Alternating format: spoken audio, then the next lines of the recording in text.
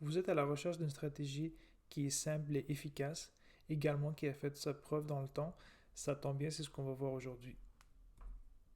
Donc, il s'agit de la stratégie Dogs of the Dow.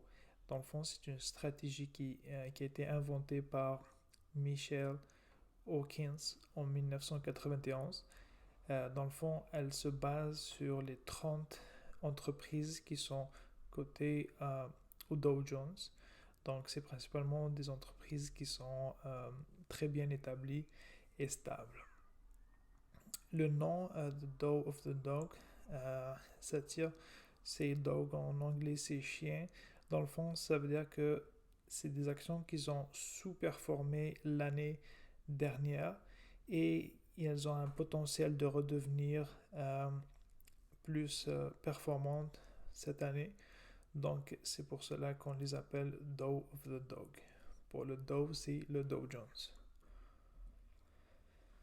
Donc, comment on va utiliser cette stratégie? C'est vraiment très simple. Dans le fond, vous allez sur le Dow Jones, puis vous allez sélectionner les 10 meilleures actions avec un rendement le plus élevé.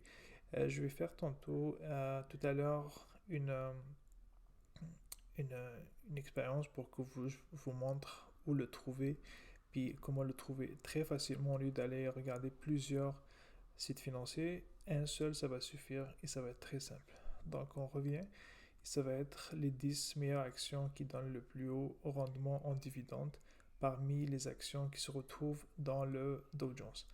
Par la suite, vous allez prendre maintenant un montant de 10 000 $. Vous allez le diviser sur ces 10 actions à part égale, mettant 1000 $ sur chaque action. Donc, vous allez faire ça au début de l'année, puis vous allez laisser comme ça, vous n'allez pas plus regarder ces actions-là, vous allez aller faire vos choses, occuper de votre vie, puis vous revenez seulement l'année d'après et vous répétez la même chose. Dans le fond, vous allez regarder les 10 meilleures actions avec le plus haut rendement et vous allez vendre celles qui font plus partie des 10 et racheter celle qui est nouvelle et qui fait partie des 10 actions ayant le plus haut rendement au dividende parmi les 30 actions du Dow Jones. Donc, c'est quoi le principe? Pourquoi ça fonctionne? Qu'est-ce qui permet ça dans le fond?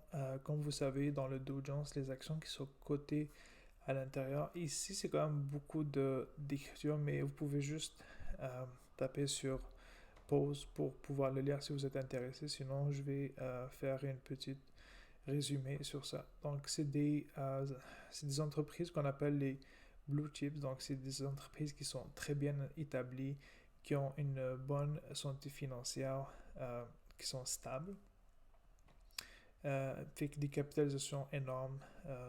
Ça chiffre à des méga capitalisations, comme mettons, on va prendre Amazon, on va prendre également Apple, qui ont fait partie. C'est des grosses capitalisations qui sont stables et elles donnent également des dividendes. Pas pour Amazon, mais pour Apple, par exemple.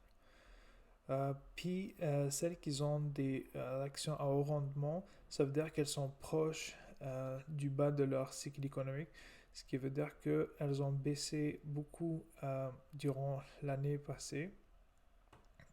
C'est pour cela qu'au début de l'année, mettons en janvier 2025, où ce que je fais cette vidéo, ça va être toutes les actions qui ont sous-performé l'année dernière. Donc, on va trouver un haut rendement de leurs dividendes. Donc, puis ils se basent, comme ils disent, que lorsqu'une action est proche de son bas de cycle économique, elle est plus encline à rebondir et d'aller chercher des plus hauts. Donc, c'est pour cela que cette stratégie est basée sur des entreprises qui ont un haut rendement, donc elles sont à leur plus bas prix, mettons, historique. Est-ce que ça fonctionne vraiment? Là, on va voir quelques chiffres. Ici, on a de 1973 à 1996. Ici, on voit que c'est toutes les actions du Dow Jones, mettons, elles font un rendement de 15,80. Les 10 actions du Dow Jones présentent le meilleur rendement boursier, on voit que ça fait un 20,31. Ça, c'est les 10 actions que je vous disais tout à l'heure. Mais également, il y a d'autres stratégies qui se composent. Mettons ici, on a une autre qui s'appelle le Dow 5. Mettons, c'est les 5 euh, qui ont leur plus bas cours. On voit qu'elle a fait un rendement de 23,40. Les 4 actions du Dow Jones se négocient au cours le plus haut.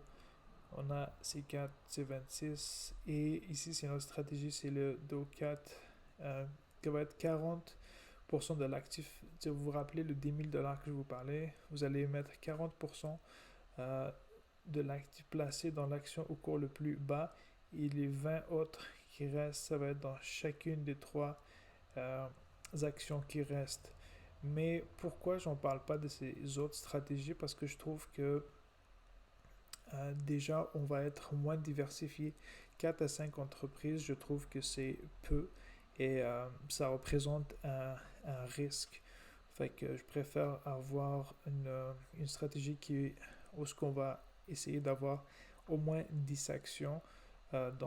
C'est pour cela que j'en parle pas des autres. Mais si vous êtes intéressé, ben, vous pouvez aller les utiliser également. On voit que ça donne un plus haut rendement. Comme vous savez, en bourse, plus de risques donne plus de rendement, mais ce n'est pas toujours le cas. Ici, c'est des données un peu plus récentes. On avait vu de 1973 à 1996.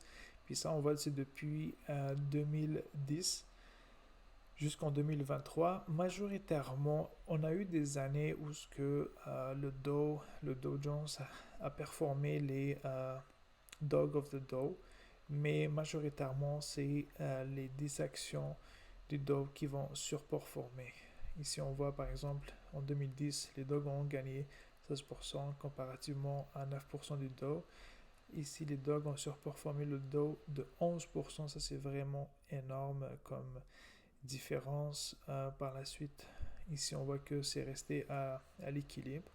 Si vous continuez, il y en a quelques années où le Dow fait mieux que les 10 actions du Dow qu'on appelle Dog of the Dow, mais majoritairement c'est les 10 actions qui vont surperformer. Maintenant, je vais vous montrer où on peut les trouver très facilement. Donc, vous allez sur le site Finviz. Je vais vous le mettre en description. Ça va être plus simple pour vous de le trouver. Donc, une fois que vous êtes sur le site, vous allez sur Screener. Vous allez venir ici Index. Vous allez mettre Dow Jones, DJA, c'est le Dow Jones. Et Dividend Yield, vous allez mettre positif. Ici, je l'ai déjà tout mis à l'avance. Ensuite, vous allez venir, parce qu'à un moment donné, ça va être fait aléatoirement.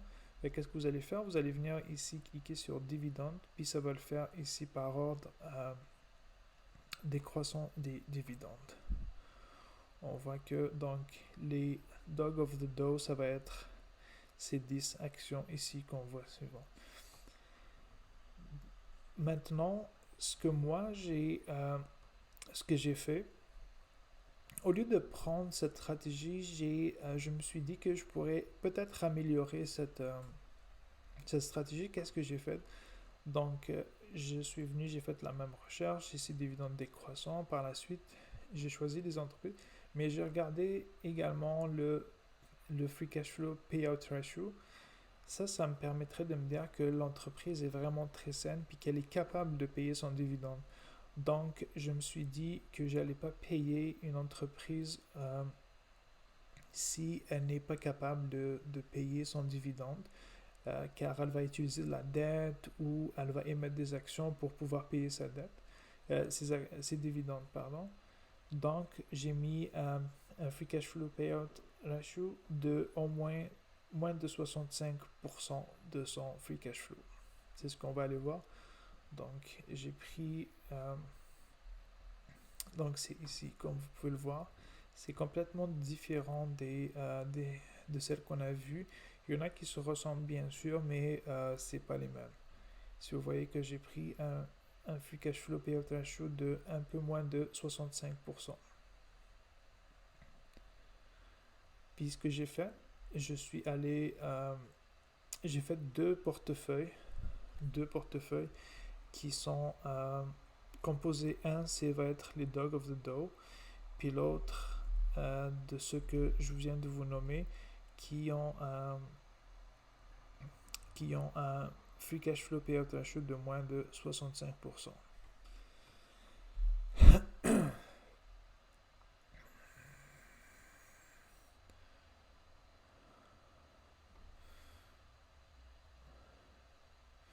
Parfait. Ici, donc, on va commencer par le premier.